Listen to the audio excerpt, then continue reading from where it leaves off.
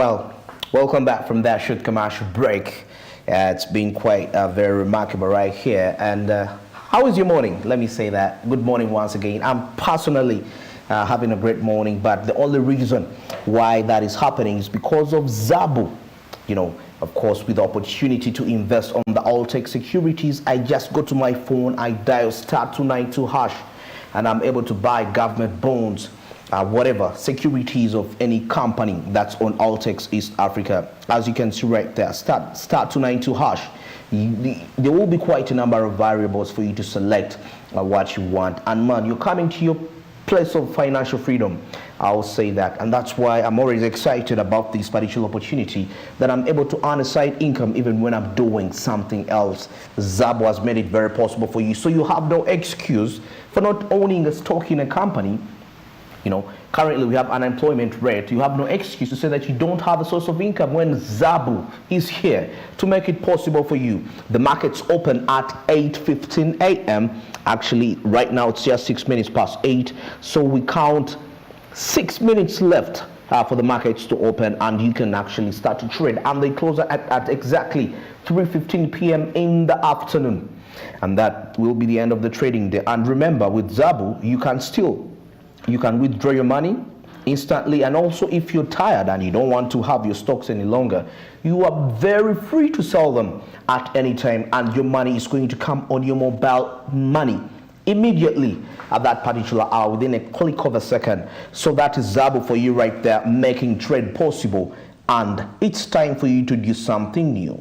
All right, and now at this particular time, it's the Coffee Court hour.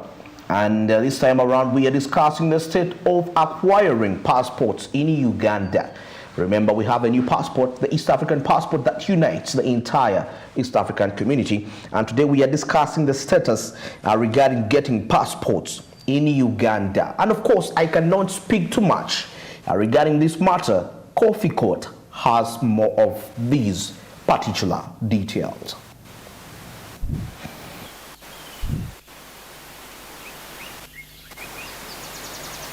And this is where we ask the hard questions, but most importantly, questions that matter. This time round, we speak on matters regarding passport in Uganda. Who qualifies? What is the cost of a passport? I've heard of people saying that the ministry is corrupt. Of course, that and more, to answer those questions, I speak to the Public and Corporates Manager when it comes to Ministry of Internal Affairs, Mr. Simon Peter. Monday, it's a pleasure and thank you for joining us, Mr. Simon. Thank you very much, Fred, for having me here on the Coffee Court. I'm glad that this is the second time I think I'm appearing.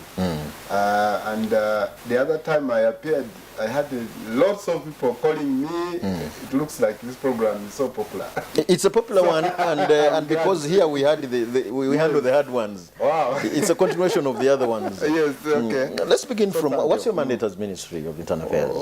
Internal Affairs, you know, is the government. This ministry is the real government. This ministry does lots of things. What are those? One, it coordinates activities of so many agencies. Uganda Police Force, Uganda Prisons, NIRA, so on for national ID. We have immigration. We have they call it small arms and light weapons department. We have Department of Directorate of Community Service and the NGO Forum. So all these are under the Ministry of Internal Affairs. So this is what we would call the real central government of Uganda. It is all here. May I want to call it a hospital where you have many people crowding this place? Aren't you afraid of people colliding your offices for passports, really, in such an era? No, I think I love it when people come here for services, because this ministry is for people, it's for the public. It's not mine, it's not yours, it's not for the minister, not for the director. This is a ministry that handles affairs of the public. But they shouldn't come here and crowd around Mr. Simon. Yeah, that's why we have to work in a coordinated way. We do, like for instance, in matters to do with passport, because that's the reason people come to crowd here. And we tell people to apply for these passports well in time, pay schedule appointment so that we come in when you are organized. You come on appointment, they give you a date, they give you a day. You come here, they receive you, and you go away. But the people you see disorganized outside there are actually the people who do not come on appointment. These are people without appointment. These are people who come, they want to see somebody, they want to see an OB, they want to see an OG, they want to see somebody who is maybe working here, even desperately asking for assistance from cleaners, from people working around the gate. These are the people who are crowding this place. Otherwise, if we had people getting organized and applying and scheduling appointments, you would be seeing this kind of confusion. So let's begin with the passports. Yes. Now, talk to us about the different types of passports that you issue as Ministry of Internal Affairs as of late. Yes. A passport, you know, is a travel document. It is a document that enables one to move around across countries. But then, a passport also helps in other matters. You can use a passport in land transactions. You can use a passport in matters to do with opening bank accounts and stuff like that. Land transactions for what? For purchase of land. Sure. You say, yeah, what identification document do you have? You either have national ID or a passport. Okay. And you are good to go. So by then, now Ugandans only wait if they have a journey to make. That's when they apply for a passport. But we shall come to that later. Okay. Types of passports. We have different, actually about 5 types of passports. What are these? The first one is what we refer to as the ordinary passport. I have a copy here. This is the new one. We're talking about the electronic passport. This is the ordinary passport. This is the type of passport that is acquired by Omuntu Wawansi, all Ugandans. Ordinary Ugandan. So long as the only qualification for this one is to be a citizen of Uganda. You only need the national ID. You come through and apply for this one, and it costs 250,000. So all Ugandans. Isn't that a lot of money? Given the current circumstances, really, it seems to be a lot of money. When we were negotiating the cost of this passport, when we were starting, that was way back 2018. There was a lot of consideration about Ugandans and the cost of living. To the extent that you see the vendors, people who are making these passports here, the company making these passports in Uganda is the same one doing them in Zimbabwe and also Kenya. But what surprises us is that we managed to corner them, and our passport is the cheapest in the region. So this is 200,000 on record? 250,000, and it is the cheapest in the region. Ordinary? Yes, ordinary. So Okay. this one. Now, we have a second type of passport. We have this green one. It is known as service passport. Okay. This type of passport is held by senior government officials Okay. who head the departments like commissioners. People of your category. We thank God for that. Because for us, we are ordinary. We have members of parliament, of course. Then we have members of commissions, permanent commissions. Say electoral commission, amnesty commission, human rights commission. The members, not chairpersons. Okay. They hold this type of passport. Now, this type of passport costs about 400,000 shillings. Okay. It's a little higher than this one because we have a belief that those people have some bit of money. These are extraordinary. Yes, compared to this one. Okay. Yeah. Then the third one is this red one. Now this one is a super. This one is super in a way that for you to hold it, you must be a president, you must be a cabinet minister, you must be ambassador, and their children below the age of 18. Even their children. Yes, living with them outside. Okay. At the embassy. Not those who are staying in the country. Okay. Living in those foreign countries. By the way, even if you are a sweeper at the embassy, you get this type of passport. Even if you're a cleaner. That's a contradiction. A sweeper should have gone for the first one at 250,000. Regarded as a diplomat. Even if you go to Canada, for instance, and you are Ugandan and your work is to boil tea for the officers, you're a diplomat. You hold this one. Okay. Then the cultural heads, recognized ones, Kavakas, Chavazinga, and stuff like that. All of these get these permanent secretaries, judges of high courts, all get this type of passport. Now, this type of passport goes for 500,000. 500,000, and you can see that it is the most expensive of all these. But when you make it, when you compare, it's really, this is still low. Yeah, An ordinary pays 250. 250. A judge is paying 500. That's very little money. Little, because also I don't think a judge has lots of money to spend on a passport. You see, the more money you get, the more problems you have and responsibilities. So I think 500 is a fair deal. Okay. Yeah. Then we have others now. We have this one. This is a new certificate of identity. How new is it? It is new in that we have been having a certificate of identity, which is like a temporary passport, but we have been having it just like Manila paper. You know, not Manila, like this typesetting paper. So we recently sat down and improved on it. So we made this one with security features, and it costs 50,000. Now, this type of passport is for people who are in emergency situations. You want to move very fast. You are at the embassy, you want to return home, and quickly maybe you have misplaced your passport. You head to the embassy and get this one. Okay. Apply for it.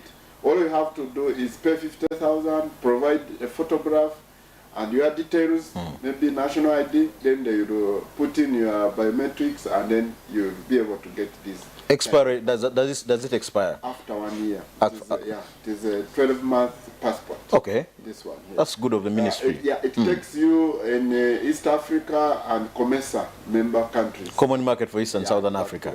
These are Zimbabwe, Zambia, stuff like that. Okay. Then we have this one is for refugees. This passport, this type of passport, we call it conventional travel document, CTD. This type of passport is for refugees who are registered and living in Uganda. So once you come here and you're a refugee, of course you hand over your passport you come with. Say you are running away from persecution in a country X. When you arrive here, you take your passport to office of Prime Minister, you are registered. And this is how much? This one is 200,000. To a refugee who has no money. Refugees that incidentally... You want to say they have money? But they are being catered for by UNHCR. Okay. Some bits of money. Because for them, they don't have money, but there's an organization that actually pays for them, UNHCR. For once you are registered, I think you are catered for. Okay, so this is 200,000. 200,000, yes. Okay. It's little money? Little, yeah. Sure. So, yeah, these are the types of passports. Now, there's another one. I don't have a copy here.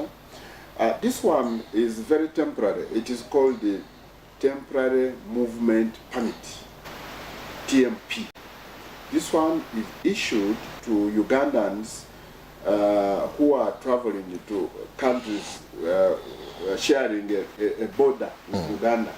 You're talking about Kenya? Kenya, Sudan, Rwanda, Tanzania. So why would I need if Kenya is a member of the East African community? Yes. Tanzania, why would I really need all this? No, of course we try to make it convenient in all ways. For you to go to Kenya, you just need, by the way, a national ID. Now, if you don't have a national ID, then you can apply for that TMP. It lasts 3 months. Because we have communities at the border points that engaged in simple businesses across border. Somebody has a garden. You see, we have people in Lwakaka living in Uganda, but early in the morning they cross to go and till the land the other side and then come back. So those ones don't need to use a passport. That's why facilities like a TMP come in handy. TMP and sometimes if they have national ID, they could easily cross with national ID. So we want to make it, we have tried to make it so convenient and easy, especially for communities living along borders. Thank you. You've made the environment very easy, Mr. Simon. Now the issue goes back to the blog. You've heard of people say that maybe you were a corrupt ministry. You've heard of people say there are people who get money about 400 and 500,000. I don't know if you are aware of this as a ministry. I want to, first of all, before I answer your question, to have something to say about corruption. Now, regarding passport. Regarding passports, the people who claim that we are corrupt here are this type of Ugandans who, one, apply for facilities, these passports, very late, only when a journey has come up. Somebody has a journey, maybe 2-3 days to come, and puts in a passport. Then he's panicking, he's all sweating. So now when he approaches the ministry, of course we don't have those tendencies of trying to shortcut this and that. So such a person will be desperate in the first place. And when he is desperate, he will look for all means of trying to acquire this passport very fast. These are the people now who approach brokers, and brokers are the ones who fleece them of their money. I am aware of people who have been fleeced by brokers. You are aware? I'm aware, yes. Even recently, there was a government official, senior government official from one of the ministries who came here, and because he wanted a quick passport, he had not even applied, but he had his 2 million shillings. So when he came outside the ministry, he approached somebody. Of course, they saw his demeanor. His So language. if that happens to a minister, somebody of a his caliber. body language was showing that he was panicking. He wanted some quick service. These guys have lots of psychology in their heads. So they knew, they approached him. Yes, he said, indeed, I want a quick passport. Then they put him aside. They offloaded him of 2 million shillings. You even call it offloading, really? Because he had it. It was a load on him. And he was willing to... So are brokers part of the ministry? They're doing Not at all. We do not have actually a single broker inside this ministry. But these are people operating outside the ministry. These are people on the Kampala Road, people on the Winton Road, people on Luzira, that road going to Luzira. Now, we don't have control over these people. No, but you are Minister of Internal Affairs, Mr. Simon. Yes. And whatever we are discussing are matters within. I want to think you have the capacity, the ability to deal with all the... Because these are the issues that cause damage to the image of the ministry. It is like you're saying now, as the government of Uganda, do we encourage people to steal? No, you encourage thieves? No, you don't. But are thieves not there in Uganda? They exist. so these What are you saying anyway, Mr. Simon? What I'm saying is, well, these brokers, we have tried to arrest them. Even the recent time, we arrested 15 of them. They are in court. But now they are not within the ministry premises where we have control. These are people on Kampala Road. You not go to Kampala Road, you find man, very smart dressed like you, and then you say, I'm arresting you. And also, these cases of corruption are between the parties that agree. Somebody is having 2 million, is looking for a broker. I really don't have control over such a person. I want you to tell me that somebody dressed like me with a name tag in the ministry has asked for a bribe. So what is the right procedure of me getting a passport? The right procedure is you go online, www.passports.go.ug. Once you reach there, the page will open. And that page asks you for a simple basic questions. Your name, your just biometrics and details. Do I pay to your account as Simon Monday? After you have put in your details, system gives you payment reference number. This is a PRN generated by our system, but from URA. So you go to pay in the bank. You can pay using mobile money. Why don't I pay to your account? Because it is not allowed. This money is not collected by me. This money is collected by Uganda Revenue Authority. We even don't see money here. Sure. For us, we just deal with documents and papers. We see on our computers and process. We don't see the money. Okay. Yes. There are people stranded out there. What plans do you have as ministry to help those Stranded where? people who sometimes get stranded outside the borders of Uganda, in overseas? So what plans do you have for them as ministry? The government of Uganda is a very sensitive one, and it cares for its people. It cares for its people. That is why we are now embarking on opening for passport centers outside Uganda.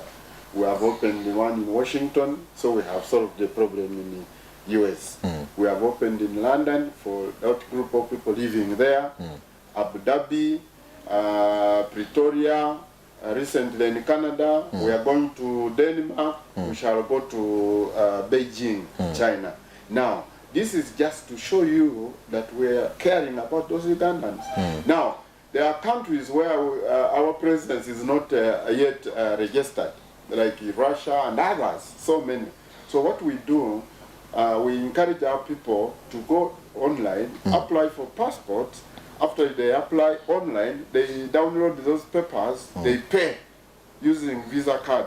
After you pay, you put your papers plus photographs in an envelope and you courier them to Kampala and work on these passports. I think that's a good achievement. Are there any missing link that you think needs to be addressed in relation to the subject matter? Yes, we ought to have acquired what we refer to as mobile enrollment kits. And what has prevented it not Now, of course, one is the budget, and two, we were disorganized by COVID that time, 2020. We are post-COVID now. Now, that's why we are now, but we have not completely abandoned that idea of acquiring mobile enrollment kits.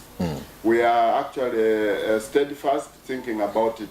And once we acquire mobile enrollment kits, everywhere we shall be enrolling passports. But as of now, people who are living in those countries I've mentioned, where our presence is registered, can go to those embassies and finish passport matters without having to board a plane to come to Uganda. Is this a good office? So this is very difficult. It's a difficult one. I answer very difficult questions on behalf of everybody. especially on the coffee code. Yes, because that one. And you know, my phone is ever buzzing. You need an assistant, maybe. Somebody there, know my passport. Although we opened up a call center now, which tries to help in matters of, especially passport. People call. Now, the only challenge we have in call center is that you find one person, because it is a toll-free number, you find one person calling in now, calling in after one hour. It's a challenge. The whole day, he calls about 15 times. Maybe we can digest the matters of the toll-free line later on. Okay. Thank you, Mr. Simon Peter Mundei, for speaking to us and being generous. This is the Coffee Court. Of course, the discussion regarding matters of passport continues. My name is Fred Makuvia, and definitely our vision is to drive your business.